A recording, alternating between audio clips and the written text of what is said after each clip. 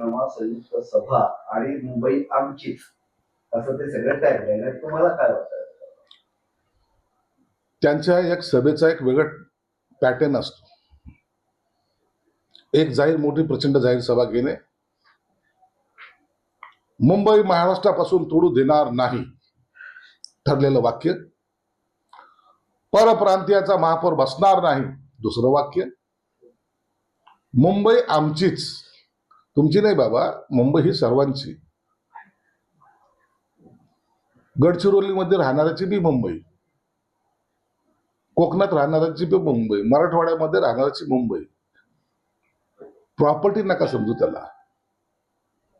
मुंबई बद्दल प्रत्येकाच्या मनामध्ये एक वेगळा आदर आहे, परंतु ती सभा होणार, मग एखाद दोन सभा झाल्या की त्याचा प्रचार संपला.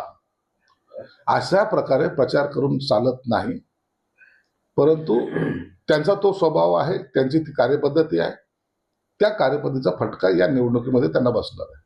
संजय राऊत असं म्हणाले की सत्ताधारी पक्षांकडून उमेदवारीसाठी खुले आमपणे पैशाचा खेळ सुरू आहे. एबी फॉर्म सोबत भाजप 5 कोटी रुपये देत आहे, तर शिंदे गट 10 कोटी रुपये देत आहे, असा दावा त्यांनी केलेला आहे.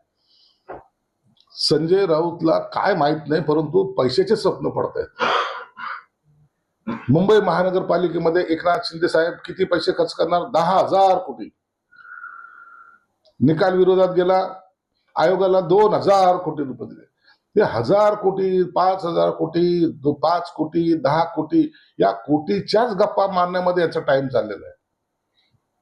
परंतु विधानसभेच्या टायमाला ज्या उमेदवार यांनी विकल्या ना, त्याचा कुठेही उल्लेख हे करत नाही.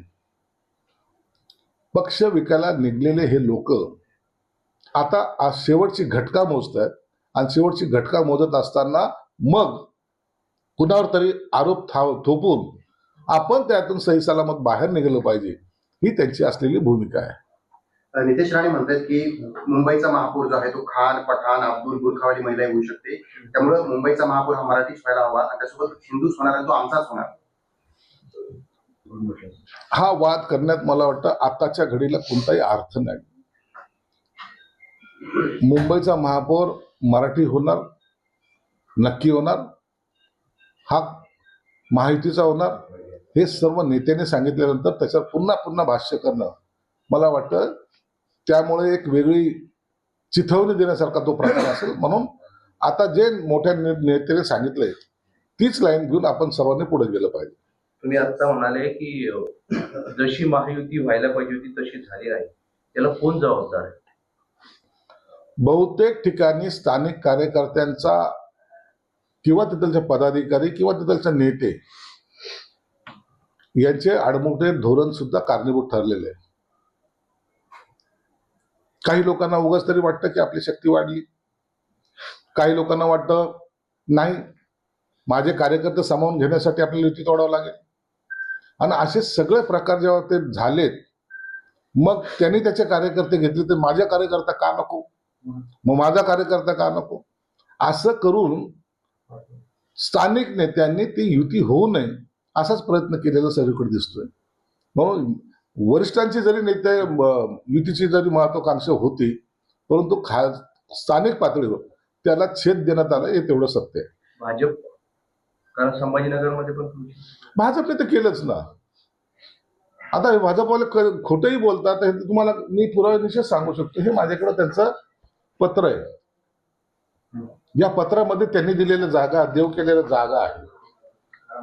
या जागेमध्ये कोणत्या जागा दिल्या होत्या, काय दिलं होतं, हे सर्व याच्यात आहे. परंतु हे सर्व असताना सुद्धा हा प्रस्ताव त्यांना कसं आपल्याला थोडासा 2 जागेसाठी चेंज करायचा होता, हे सांगितल्यानंतर सुद्धा ऐकलं नाही. त्यांचं मुळातच युती तोडायचं हीच त्यांची धारणा होती, आणि मग त्यांनी युती तोडलेली. म्हणून आता किती खोटं बोललं तरी हा कागद तर लपणार नाही ना. म्हणून युती तोडण्यासाठी भाजपच कारणीभूत आहे, हे तेवढं सत्य आहे. पण भाजपचे नेते असं म्हणतात की आम्हाला लेखी स्वरूपात कुठलाही प्रस्ताव शिवसेनेकडून दिला गेला नव्हता. प्रत्येक बैठकीमध्ये जयस्वाल वेगळं बोलायचे, चिरंजीव वेगळं बोलायचे, जिल्हाध्यक्ष वेगळे बोलायचे, शिरसाट वेगळं बोलायचे. मग आम्ही ठरवायचं कसं की कुणाचं खरं आहे, कोणता प्रस्ताव? अहो, तुम्ही मोठ्या भावाच्या भूमिकेत होता ना. प्रस्ताव कोणी द्यायचा आहे? तुम्ही दिला ना प्रस्ताव. आणि जेव्हा मुख्यमंत्री साहेबांशी, देवेंद्र फडणवीस साहेबांशी, एकनाथ शिंदे साहेबांशी बोलून आपण जो प्रस्ताव फायनल केला त्यातल्या 2 जागा तुम्ही का डावलल्या, याचं उत्तर आहे का काही? याचं काही उत्तर आहे का? नाही आहे तुमच्याकडे उत्तर. तुम्ही बोलता एक, करता एक, मुद्दामून मेक कशी मारायची हे तुम्हाला माहिती. मग मुख्यमंत्री साहेबाचं ऐकत नसाल तर त्याचे भोग आता भोगावं लागतात. असं की तुम्ही ज्यांच्यासोबत सत्तेत आहात त्यांच्यासोबतच महानगरपालिकेत तुम्हाला लढायचं आहे, तर तुमचे प्रचाराचे मित्रावर टीका करतात. मित्रावर टीका करायची आम्हाला गरजच नाही. आम्ही डेव्हलपमेंट हा विषय आमचा असणार आहे. प्रामुख्याने डेव्हलपमेंटवरच बोललं पाहिजे. लोकांना तुमच्या पर्सनल भांडण्याचं काही घेणं देणं नाहीये. लोकांना त्यांच्या पाणी प्रश्नाचं काय झालं, त्यांना रस्त्याचं काय झालं, लाईटचं काय झालं, ड्रेनेजचं काय झालं, किंवा स्वच्छतेचं काय झालं, आणि होणारी डेव्हलपमेंट हाच लोकांच्या डोक्यात विषय असतो. नाही तुम्ही एकमेकाशी कसे भांडले, वा वा वा. लोकांना वेळ नाही तेवढं टाळे वाजवण्यासाठी तुमच्यासाठी. म्हणून डेव्हलपमेंट हा आमचा अजेंडा असणार आहे. असं आहे की पाणी प्रश्नाचं श्रेयावरून तर लढाई होणारच आहे. ते कोणी सोडवला पाणी प्रश्न? आम्ही आता श्रेयवादाच्या लढाईच्या भानगडीत पडणार नाही. शहराच्या जनतेला पाणी पाहिजे, ते देण्याचा आमचा प्रयत्न शेवट क्षणाला आले हे सर्वांना माहिती आहे, शहराच्या जनतेला माहिती आहे. म्हणून आता श्रेय कुणीही घ्या पण शहराला पाणी द्या, ही आमची भूमिका असणार. मागे घेण्याच्या तारखेपर्यंत सगळं सुरू राहील. कुठे कुठे हे शक्य आहे? संभाजीनगर शक्य आहे का? नाही, संभाजीनगरमध्ये तर शक्य नाहीये. संभाजीनगरमध्ये युती ही तुटलेली हे आता जाहीर झालेलं आहे. आता इथं युती करणं म्हणजे आता डोके फोडाफोडी सुरू करणं हा नवीन अध्याय सुरू होईल. म्हणून संभाजीनगरमध्ये युती होणार नाही. आता जो गेल्या 2-3 दिवसांपासून जो राडा सुरू आहे त्या राड्याची राज्यभर चर्चा सुरू आहे. एकीकडे राज्यातल्या सगळ्या महापालिकेच्या निवडणूक आणि एकीकडे संभाजीनगरची निवडणूक, असं चित्र राज्यात दिसते. हे बघा, एक लक्षात ठेवा, तुम्ही कार्यकर्त्याला तुम्ही काउंट करू नका ना. हा उद्रेक काय होतो, असू शकतात तुमच्याकडे जागेची मागणी ते करतात कार्यकर्ते. अनेक वर्षापासून काम करणारा कार्यकर्ता जर उमेदवारी मागत असेल तर ते गैर आहे का? तुमच्या निवडणुकीला त्याने झेंडे घेऊन फिरला का नाही फिरला? तुमच्या घोषणा दिल्या का नाही? तुमच्यासाठी काम केलं का नाही? मग अशा वेळेला जेव्हा तुम्ही अनेक उमेदवार असतात, अनेक उमेदवार जे पक्षाचे आहेत त्याच्याबद्दल बोलतोय मी, असतात, त्यामध्ये तुम्हाला त्यांच्या समोर जावंच लागेल. तुम्ही त्याच्यापासून दूर पळू शकत नाही. जा ना समोर, बोला ना. बरं, जर तुमचं चुकलं असेल तर निश्चितच त्यांचा संताप हा योग्य असतो. पण तुम्ही त्यांच्याशी बोलणारच नाही, मग त्या कार्यकर्त्यांनी झेंडा घेऊन तुमचे प्रचार करायचा, तुमच्या घोषणा द्यायच्या, पक्ष म्हणून त्यांनी स्वतःची नोकरी दावाला लावायची, काही ठिकाणी घरावर राखरांगोळी करायची आणि अनेक वर्ष तुमचं काम करायचं आणि त्याला तुम्ही तिकीट जे घ्याल तो कार्यकर्ता हा ऐकत नाही. कार्यकर्ता तुमच्यासाठी ग्राउंड लेवलला ज्या ठिकाणी इतर पक्षाचे लोक असतात त्याच्याबरोबर भांडताना तो कशा पद्धतीने भांडतो हे एकदा जर आपला अनुभव जर तुम्हाला जर कुणाला नसेल तर तो घ्या, एकदा पहा.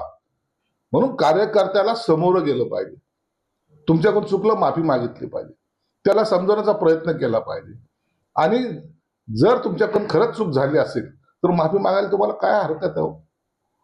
परंतु नाही, आता कार्यकर्त्यालाच उचलून जेलमध्ये टाका जर अशी तुमची भूमिका जर असेल तर मग कार्यकर्ता संतपणार नाही.